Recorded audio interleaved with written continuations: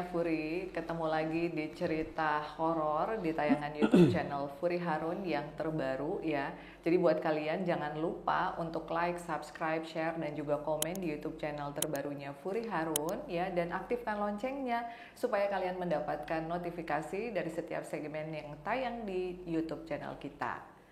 Nah, kali ini Kak Furi kedatangan salah satu sahabat Kak Furi ya, kakak yang baru saja mengalami kejadian santet untuk yang kedua kalinya.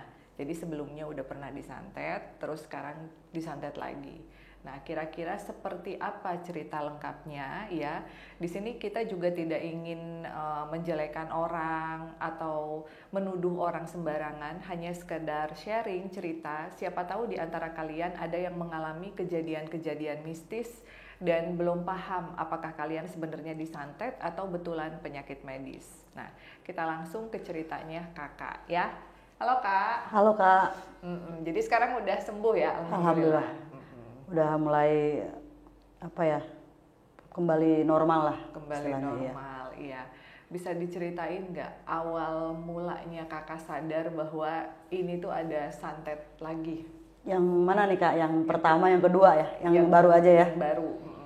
Awalnya sih nggak sadar kak, karena saya pikir kan itu medis. Waktu itu yang berasa itu kayak GERD gitu kan, kayak mah gitu. Karena pada saat saya kan keluar kota terus ya, kerja itu ada di daerah Jawa Barat lah, Garut, Bandung, Jakarta gitu, muter terus. Pola makan juga kan nggak teratur kita. Saya pikir juga oh itu mah gitu kan.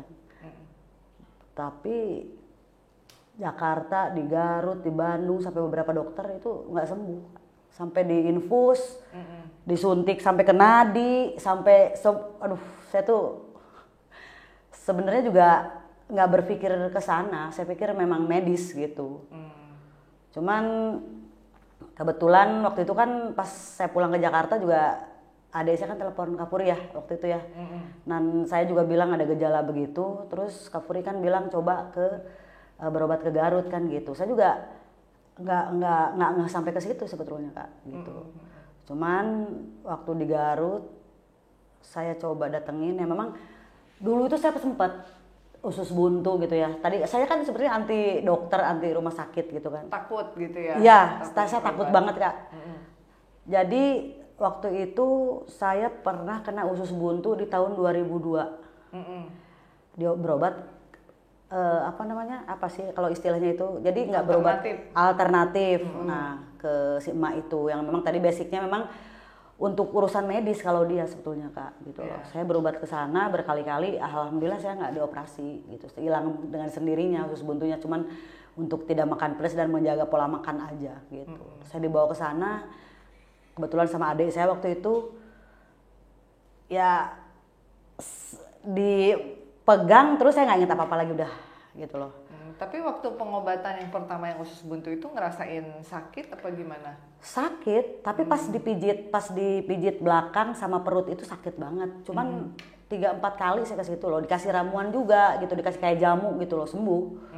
Sembuh dengan sendirinya gitu loh. Cuman untuk urusan yang ini setelah saya tuh berkali-kali ke dokter, bolak-balik ke dokter, minum obat ini, obat itu, minta resep ke temen dokter juga. Itu efeknya tuh cuma sebentar kak, paling sekitar 2-3 jam itu kurasa lagi, dan itu berasanya 1:30 malam. Jadi metodenya dia itu pengobatannya dipijit kayak refleksi begitu, dan dikasih ramuan yang saya juga kurang tahu ramuannya apa. Cuman biasanya dia udah ada nih kak, untuk sakit ini ada, untuk mata ada, untuk itu, karena dia basicnya kalau Sunda itu apa ya, paraji ya, paraji, dan memang kayak yang keseleo, asma ke sana rata-rata gitu loh. Dan saya pikir juga itu sakit medis, saya udah nggak bisa disembuhin, udah parah banget. Pada saat di Jakarta itu saya sempat mau di opnam, karena memang nggak kuat banget kak, sakit banget itu perut. Tapi pas ke Garut lagi saya ke sana, dia mau dipijit, tapi itu udah nggak ingat apa-apa lagi. Mungkin adik saya mungkin ada di situ ya, yang nyaksin semua tuh ada gitu loh. Itu bener-bener blank, saya tuh nggak ingat apa-apa lagi. Dan saya sadar pada saat saya udah nangis-nangis, suara saya udah hilang gitu kak, dan pengen muntah. Setelah saya dimandikan, dimandiin sama emak, terus dikasih ramuan juga, ya mungkin didoain apa gimana. Dari situ saya udah bisa minum kopi Kak. Oh, langsung? Langsung. Saya tuh padahal saya tuh nggak minum kopi lagi dua minggu lebih mungkin. Sampai Indomie gitu udah saya nggak makan lagi. Karena saya pikir juga harus stop gitu loh. Tapi saya juga sebenarnya percaya nggak percaya kalau itu magic atau ada kiriman atau santet lah gitu. Cuman setelah saya sambung-sambungin kok nyambung Kak. Karena kebetulan kan di bidang pekerjaan saya sekarang ini ada salah satu yang orang Garut itu mungkin sama dengan saya, dan feeling kadang kita kalau feeling tuh nggak bisa dibohongin ya, gitu loh, nggak bisa dibohongin. Dan kebetulan juga adik saya yang di Garut itu mendengar sesuatu gitu loh tentang keluarganya dia, ada yang apalah gitu loh, dan itu connect ke kita. Nah, berarti peristiwa kejadian yang pertama dengan yang kedua ini menurut kakak sendiri berhubungan atau Oh, beda? nggak beda. Beda ya? Beda. Nah, kalau yang kedua ini teman-teman, jadi sebelum ke Garut, kakak juga sama adiknya itu kebetulan Maria Vesti yang suka bikin boneka. Nah, ini seperti boneka ini ya, sama boneka Furi Harun, kita collabs. Nah, datengin kakak ke rumahnya Mami Furi, terus Mami Furi bilang, waduh ini mah kayaknya kena santet, bukan cuman penyakit medis gitu. Tapi Mami Furi nggak bisa ngobatin karena memang tidak ahli di dalam pengobatan santet. Akhirnya karena kakak udah kenal sama emak, memutuskan untuk segera ke emak kan? Betul Kak. Nah, terus peristiwa di emak tuh, karena kalau Mami Furi lihat kan ada video tuh seru tuh, tiba-tiba si kakak yang nggak pernah mediumship tiba-tiba kemasukan maung tuh. Iya katanya begitu Kak. Gimana tuh? Aduh, kalau sebetulnya Kak untuk jujur ya, berjujur aja ini untuk lihat videonya itu malu sendiri Kak. Itu nggak nyangka itu bisa begitu gitu ya. Apa ya? Memang nggak sadar Kak, sama sekali nggak ingat apa-apa. Nggak tahu, orang itu kan banyak orang di situ Kak. Kebetulan ada ipar saya, ada ipar saya juga dua, ada saya gitu kan, ada suaminya emak juga di situ gitu loh. Saya dipegangin beberapa orang gitu. Cuman dari situ ya saya stay di Garut tuh beberapa hari tuh sampai saya berobat lagi bolak-balik. Tapi ada satu ini yang belum saya ceritain Kak sebetulnya. Apa? Jadi gini Kak, sebelum kejadian sakit perut itu tengah malam, itu malam Jumat. Malam Jumat setengah 2 malam. Nah sebetulnya besoknya itu saya mau ke makam orang tua. Kebetulan bapak saya udah meninggalkan Kak ya. Hari Jumatnya. Hari Jumat pas kejadian di Garut awal ada apa gejala itu kan. Hari Jumat tuh saya mau udah besok mau ke makam. Tapi setengah 2 tiba-tiba saya ke kamar mandi, saya pengen buang air kecil. Tiba-tiba sakit banget perut kayak di remes-remes. Iya, ulu hati saya gitu loh. Saya tuh sampai astagfirullahaladzim, ini apa? Dan saya tuh nggak tidur semalaman Kak. Saya cuma duduk begini di kasur gitu, duduk di bawah karena saya nggak kuat. Berdiri pun nggak bisa. Saya telepon saudara saya, kok saya baru ngerasain ini sakit banget gitu. Saya mau bangunin orang rumah tuh takut Kak, karena takut dibawa ke UGD. Oh, yang bayangkan takut ke rumah sakit. Betul Kak, saya takut di UGD di ini, aduh udah kebayang deh. Saya tuh anti suntik banget sebetulnya Kak, gitu loh. Jadi saya tahan sampai pagi tuh, sampai jam 6 akhirnya dibawa ke rumah sakit di Garut. Jam 6 gitu lah, akhirnya disuntik langsung. Enak, sembuh sebentar, tapi siangnya jadi lagi. Oh, siangnya kambuh lagi. Kambuh lagi. Nah, menurut dokter kakak kena serangan apa? Mah. Oh, mah. Mah yang dilihat dari sana itu disuntik di sini di tangan 2 kali bahkan gitu kan. 6 jam kali Kak. Malamnya masih berasa lagi. Itu obat udah mau habis, saya telepon. Kebetulan ada kakak ipar juga dokter gitu, tanya, minta resep lagi. Pulang ke Jakarta ke dokter lagi. Ke dokter lagi. Gitu. Jadi waktu itu kakak belum curiga bahwa itu adalah serangan santet. Betul, belum ke situ Kak. Sampai akhirnya adiknya Maria tuh kayaknya penyakitnya si kakak aneh deh gitu. Karena si kakak tuh pernah bilang waktu di dalam rumah itu serasa nginjek beling atau apa kalau gitu. Kita runut dari awal, saya sambung-sambungin gini Kak. Saya kan rute saya kerja tuh kan Jakarta, Bandung, Garut gitu Kak. Saya tuh sebelum sampai ke Garut dari Bandung, sebelumnya ini teman saya satu tim yang dari Jakarta itu namanya Roy. Dia tuh kesurupan Kak. Oh kesurupan. Kesurupan.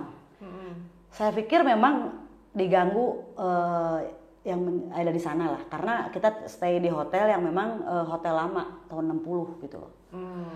Jadi ini nyambung nih Kak sebetulnya, kesurupan teman saya. Pada saat kesurupan apa yang dia sampaikan? Dia itu yang biasanya aktif, yang biasanya seneng bercanda itu diem Kak. Yang biasa makannya banyak, istilahnya kita sebut dia tuh kalau nggak ya tukang ngabisin makanan, itu enggak Kak sama sekali. Tapi ini minggu sebelumnya nih Kak ya, minggu sebelumnya nih. Karena itu akhir Mei lah awalnya itu. Terus pada saat kita mau ke Garut, satu tim juga, itu mobil kita mau nabrak truk. Jadi kebetulan ada saya yang bawa, saya di pinggir. Dia tuh nggak ngeliat ada puso di depan Kak. Sampai kita tuh ngejerit semua, dia langsung lempar ke kiri. Itu, tapi posisinya nggak tidur? Nggak tidur, itu masih jam 7, jam 8 malam. Cuman posisi arah dari Bandung ke Garut itu memang sepi. Saya juga heran kenapa adik saya skip, itu nggak ngeliat ada puso di depan. Gitu loh. Sedikit lagi udah kena kita semua gitu loh. Akhirnya ya udah kita ke sana, saya sampai Garut, tiba-tiba pas mau masuk rumah kok ada nginjek sesuatu. Kayak pecahan kaca gitu loh Kak. Saya bingung, itu jam 11 malam Kak. Ini keponakan saya jatuhin gelas atau apa gitu loh. Saya bingung nih, kok tapi udah. Itu sebelum gejala apa-apa.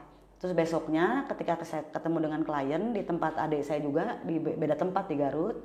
Karena dia ada kedai gitu kan, kedai makan gitu, saya ketemu di situ. Kaki saya lagi begini kok tiba-tiba kayak ditusuk jarum gitu Kak. Kayak ditusuk jarum gitu loh, 3 kali. 3 kali. Jadi saya nggak berpikir apa-apa, tapi malamnya itu kejadian pas saya sakit perut. Langsung sakit perut ya, nyambungnya dari situ. Tapi waktu dipegang kakinya nggak ada pecahan kaca sama sekali? Nggak ada. Cuman itu kayak ditusuk jarum gimana sih Kak? Tapi Kak, saya gerak-gerak begini kaki gitu loh.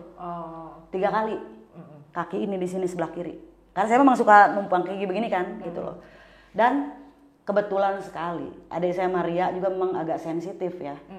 Pas jam 2 itu dia juga merasa hal yang sama. Dia juga kayak tusuk beling dan kadang mual-mual. Betul. Kalau saya berhenti sakit, dia yang sakit perutnya. Kalau dia sakit, saya yang berhenti. Gitu loh Kak. Itu dan akhirnya Maria itu liatin handphonenya, Kak, nu lihat jam berapa, hari apa. Gue tuh WA si Ayang katanya, karena gue gak bisa tidur, nanyainin obat apa. Itu jam 2 Kak, sama. Dan malam Jumat. Dan malam Jumat. Betul. Jadi gejala awalnya seperti yang nginjek sesuatu. Sakitnya di area perut gitu. Nah, terus akhirnya setelah dikasih tahu baru Kakak berobat ke emak. Betul Kak. Dan selain Kafuri juga, kan kebetulan di saya tuh pernah di kamar itu di Garut tuh sempat nginep di hotel karena memang mau healing lah ya Kak, nginep. Dan kebetulan security-nya tuh teman kecil saya.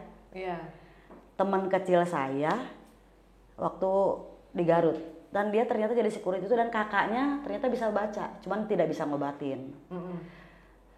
Saya ketemu sama dia. Akhirnya dia bilang sama semua Kak, sama Kafuri, sama emak, sama semua. Gitu loh. Cuman istilahnya sekarang tinggal sisa-sisanya aja waktu kemarin itu. Cuman mungkin saya sekarang bersugesti baik aja, positif, udah nggak ada gitu loh. Karena beda 1 bulan kemarin tuh full, saya memang bener-bener apa ya Kak? Ngedrop. Saya juga nggak ngurusin kerjaan, bener-bener bolak-balik ngurusin sakit itu. Nah, waktu di video yang kerasukan ini yang disampaikan kan lumayan ya, kayak ini anak ini mau dibikin mati gitu. Kalau di runut emangnya Kakak ada musuh atau apa gitu? Sebetulnya sih dibilang musuh ya, sebetulnya saya juga dekat-dekat banget sih enggak sih Kak. Kita nggak bisa nyebut nama di sini ya mungkin. Cuman kebetulan kita itu di bidang yang sama mungkin. Oh jadi persaingan ya bisnis. Betul. Cuman sebelumnya saya memang cuma di Jakarta aja lokasinya. Tapi kebetulan jadi ada beberapa klien yang memang dari dia tiba-tiba pindah ke saya. gitu Kak. Mungkin nggak tahu lah sistemnya kita apa gimana, lebih mereka pahamin atau gimana, saya nggak tahu gitu. Cuman banyak pasiennya dari dia tuh larinya ke saya. Oh, jadi Gitu. dia mungkin ngerasa kayak kakak ngambil kliennya dia. Betul, Kak. Gitu, persaingan. Padahal sedikit pun cara dan sistem kita tuh beda sebetulnya, gitu loh. Saya juga tidak merasa ngambil kliennya dia. Justru saya tuh seolah-olah membackup klien-klien dia yang memang masih bermasalah kan gitu Kak. Karena dia tuh tidak bisa, ya maksudnya ya nggak usah diceritain lah di sini ya. Kalau dia bilang mungkin persaingan ya bisa, karena dia sempat WA saya waktu itu. Oh, WA-nya gimana? Jadi kebetulan pada saat setelah teman saya kesurupan itu, saya tuh ke rumah adik ipar saya di situ. Adik saya juga di situ rumahnya sebetulnya Kak. Oh, terus? Di situ, nah bahkan adik saya bilang, kakak nggak ngeliat itu? Enggak, saya bilang, si A gitu kan. Nggak ngelihat. Dia WA saya. Kok mancing-mancing lah istilahnya. Kenapa nggak mampir apa gimana? Memang saya sebetulnya kenal Kak, kenal. Tapi deket nggak gitu loh. Iya. Karena beberapa kali juga saya bawa klien ke sana. Sebelum saya juga buka independen lah sekarang gitu kan, saya sendiri. Kebetulan karena ada beberapa rekan yang memang dari perbankan juga gabung dengan saya. Dari Jakarta tapi Kak, bukan dari Garut. Gitu. Mungkin dia merasa tersaingi atau apa. Nah, jadi Kak, selama kakak disantet, itu apa sih yang kakak rasain sehari-hari? Beda Kak, sebetulnya memang benar. Saya renungi gitu ya. Saya tuh emosional, jadi lebih high time. Terus sholat juga malas. Bener Kak. Saya bawa mukena ini di koper gitu kalau mau kemana-mana, tapi malas banget gitu. Biasanya kan istilahnya kalau lagi begitu juga Tetap gitu. ya Kalau tetap ini lah Kak. Iya enggak gitu loh, lebih emosional. Terus apa ya Kak? Sakit di perut, Iya Kak. Terus migrain. migrain. Sebetulnya kemarin itu di Garut tuh satu mata tuh sebelah itu darah semua Kak, sebelah kiri. Sebelah. Di selain perut ya. Cuman ya makanya waktu itu kan waktu yang di Jakarta itu kan sebelum saya ke Garut lagi berobat kan Kapuri sendiri kan yang bilang gitu kan, coba ke Garut atau ke emak kan. Gitu loh, karena sebelumnya juga saya tidak pernah berpikir ke arah sana Kak. Iya. Gitu. Pokoknya kita positif berpandangannya penyakit medis gitu. Betul. Tapi jangan salah ya teman-teman. Sebetulnya penyakit dari santet itu penyakit non medis bisa lari ke penyakit medis. Nah, yang paling bisa dilihat itu dari warna aura seseorang. Jadi orang itu punya 4 basic warna aura ya. First base, second base, third base, sama fourth base. Kalau seseorang yang disantet itu second base-nya dia udah kena, tetapi masih bisa disembuhkan, masih bisa diobati. Nah, makanya waktu kakak minta sama Kak Furi mandiin atau mengobati, Kak Furi sudah secara langsung bilang ini bukan ranahnya saya nggak bisa ngobatin. Jadi kalau memang kena santet, iya, karena second base-nya udah kena. Kalau seseorang hanya sakit medis aja, yang kena itu third base. Misalnya orang yang sakit itu kita bisa lihat dari kaca oh ya, kita sakitnya medis nih, berarti harus obat, istirahat kayak gitu. Nah, kalau emak alhamdulillahnya kan ilmunya udah mumpuni ya. Tapi kalau aku lihat di video, emak juga rada kelabakan tuh. Dan dibantuin sama almarhum papa. Iya betul. Karena ada dialog kayak gini. Naon sih yang ngeganggu anak orang gitu. Jadi kalau di bahasa Indonesianya, kenapa kamu ngegangguin anak saya gitu. Betul Kak. Karena pas ke Garut lagi, tujuan saya itu pengen ke makam bapak. Ke makam bapak, entah kenapa saya tuh benar-benar nangis di situ Kak. Nggak kuat banget gitu, pengen nangis gitu ke makam bapak saya. Karena selama beliau hidup itu, saya dijagain banget sama dia. Dan dulu mungkin ada turunan kali Kak ya. Jadi ada beberapa orang juga pernah bilang turunannya bagus. Karena dulu kakek saya juga tukang ngobatin Kak. Gitu. Jadi saya ke makam bapak dulu nih, tujuan saya ke makam bapak sebelum ke emak. saya nggak tahu saya curahin di situ. Akhirnya saya berangkat lah ke emak. Dan di situ baru saya dipegang perut, yang saya ingat itu Kak. Saya dipegang perut, tiba-tiba blank itu. Ya mungkin ya seperti yang Kak Fri bilang, orang tua saya juga bantu mungkin. Karena memang pada saat itu pun ada beberapa cowok, ada 3 Kak, yang badannya gede-gede juga nggak bisa nahan saya waktu itu. Gitu. Jadi kejadiannya juga saya nggak ingat dan berapa menit juga saya nggak tahu Kak. Tapi pas setelah terakhir muntah saya tahu gitu. Saya baru ingat itu. Pas suara saya udah habis. Gitu. Iya gitu. Nah jadi berapa kali lagi proses pengobatannya? 3-4 kali lah. 3. Tapi yang terakhir ada beberapa ya mungkin yang harus dibacain pada saat selesai sholat. Itu aja untuk menjaga gitu Kak. Iya. Berarti sekarang jauh lebih rajin lah ya ibadah. Alhamdulillah Kak. Udah lebih eling. Betul. Alhamdulillah. Oh ya Kak, mungkin kalau Kak Furi kan lebih memahami atau tahu ya. Pas pada saat Kak Furi itu lihat videonya. Saya juga sebetulnya masih bertanya-tanya lah Kak, kok bisa kayak kalau bahasa Sundanya itu maung gitu ya, harimau gitu kan. Karena memang feeling saya itu kan dari yang kayak gitu tuh dari Garut Selatan, dan kebetulan orang itu orang Garut Selatan Kak. Karena memang kalau di Garut Selatan itu kan terkenal lah ya, seperti santet, teluh gitu, memang dari sancang atau ya kan saya orang Garut Kak ya, jadi tahu lah. Cuman untuk lebih detailnya kan belum paham lah Kak gitu loh. Jadi sebetulnya memang kalau Kak Furi lihat banyak banget orang yang pakai khodam, ajian-ajian tertentu untuk mencelakakan orang lain sampai dengan saat ini. Dan sebetulnya kalau harimau sendiri kan ya ada yang putih, ada yang hitam gitu. Ada yang baik menjagain tuannya, kadang tanpa diminta dia ngejagain tuannya sama keturunan-keturunannya kalau si tuannya itu udah meninggal.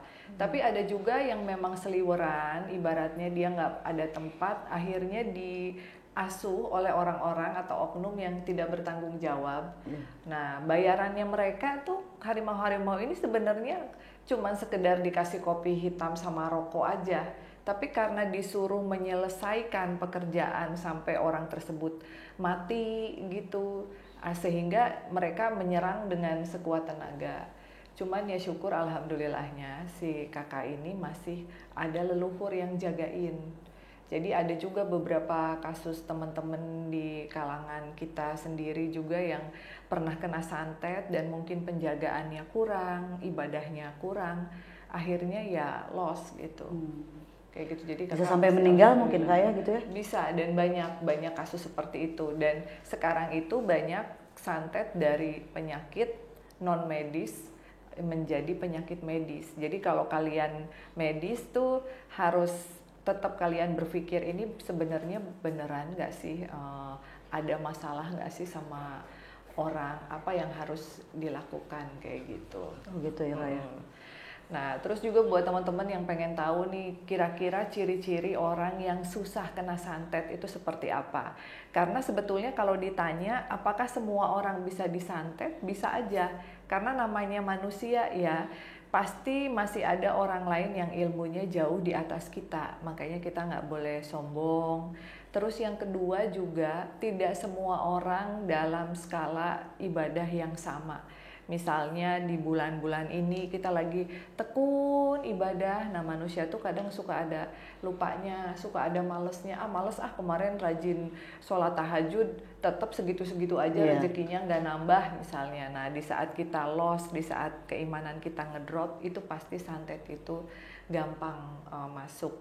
Cuman ada salah satu kata-kata yang nggak pernah saya lupain dari sahabat saya di Kalimantan. Kebetulan beliau dulunya adalah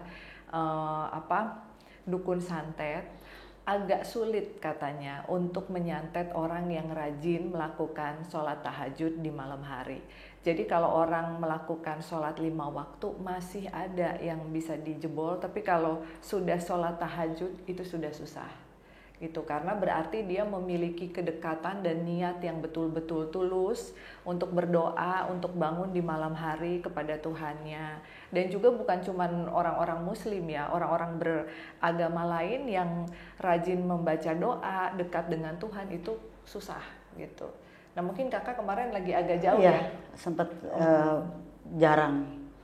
Biasanya kan kadang ada yang dibacain biarpun lagi diem gitu-gitu Kak. Benar deh, males banget itu bawaannya. Semangat. Nah tapi jangan salah, itu juga bisa bawaan si Betul, Kak, harimau mungkin yang ya. dikirim itu juga. Jadi tidak semuanya harimau jahat, ada harimau yang baik juga, sama seperti manusia lah gitu. Nah, apa hikmah yang bisa kakak ambil dari kejadian ini nih?